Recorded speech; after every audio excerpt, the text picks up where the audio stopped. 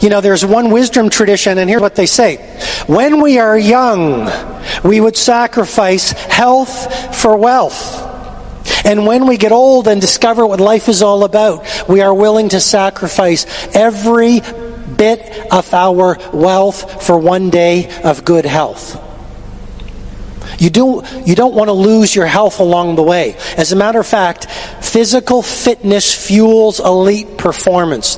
One of the chapters in the 5 a.m. Club talks about the 20-20-20 formula. And I know it's not sexy, but I want to give you some real value. If you want to multiply your productivity, creativity, prosperity, happiness, and impact on humanity, here's what you do. First of all, you join the 5 a.m. Club. Now, please don't say to me, Robin, I can't get up at 5 a.m. Please don't say to me, Robin, Grandma didn't have early morning genes. Dad couldn't get up at 5 a.m. I just can't get up at 5 a.m.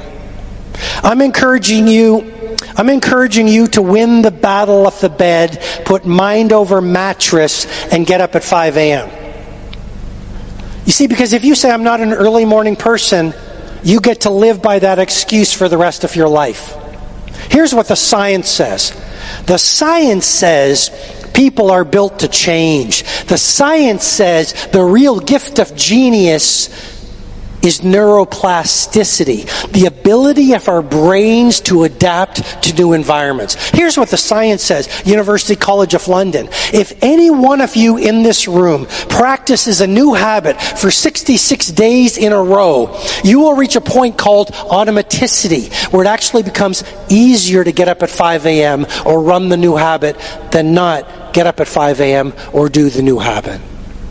You are built to change. You are built to grow. You are built to adapt.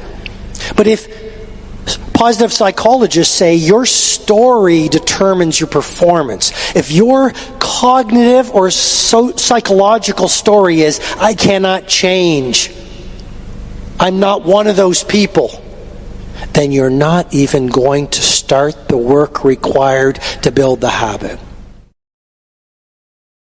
So this video is really all about how do you escalate your willpower. If you look at the golden thread of a lot of extraordinarily productive lives and heroic figures that had world-class willpower, I'm going to jump right in.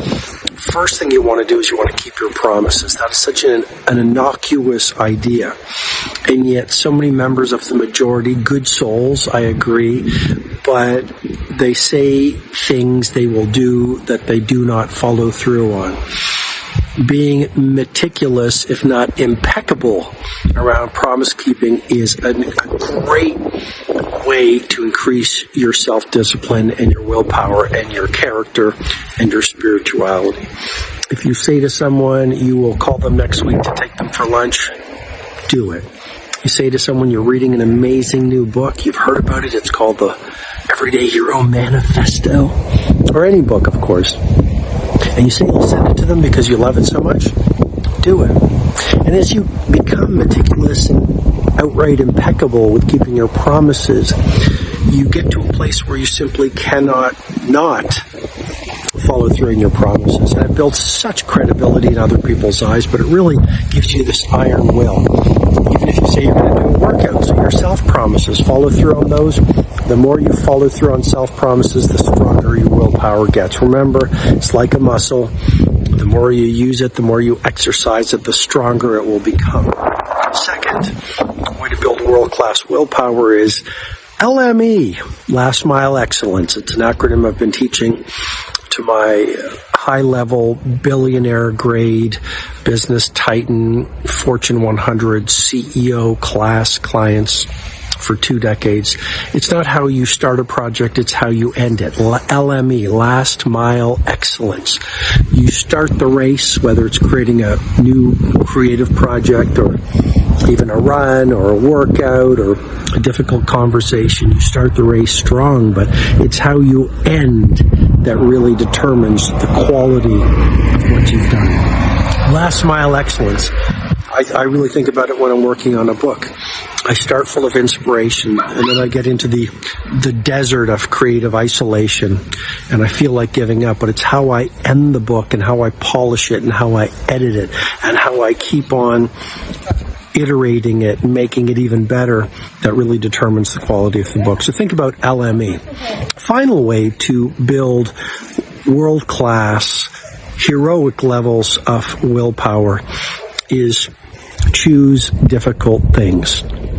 It is so powerful to be in the business of doing hard things. What makes a leader? What's an entrepreneur? It's someone who literally understands that you get paid to find solutions to difficult things.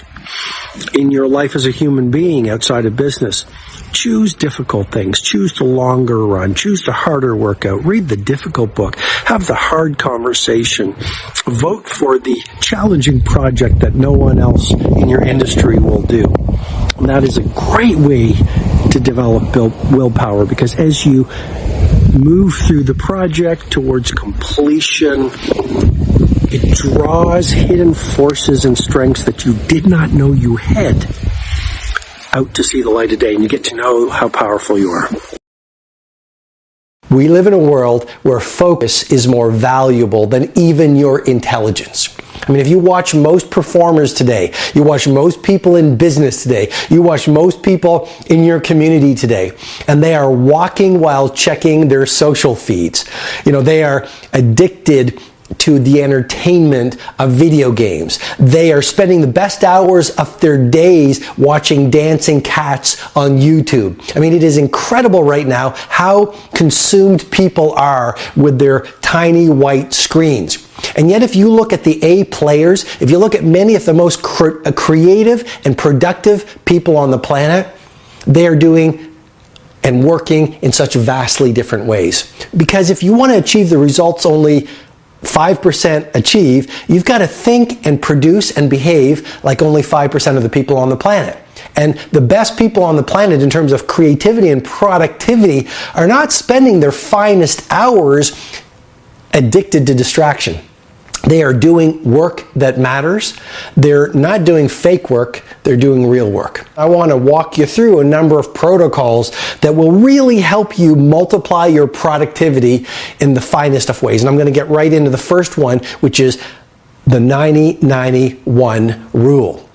Now, I've become pretty well known for this. I've taught it to a lot of people, and they've used this one tool alone to create vast amounts of productivity that have scaled their businesses, scaled their impact on the world, and created world-class lifestyles. So I really invite you to pay even more attention to the 90-9-1 rule. And what's that all about? It's pretty simple, like any great rule.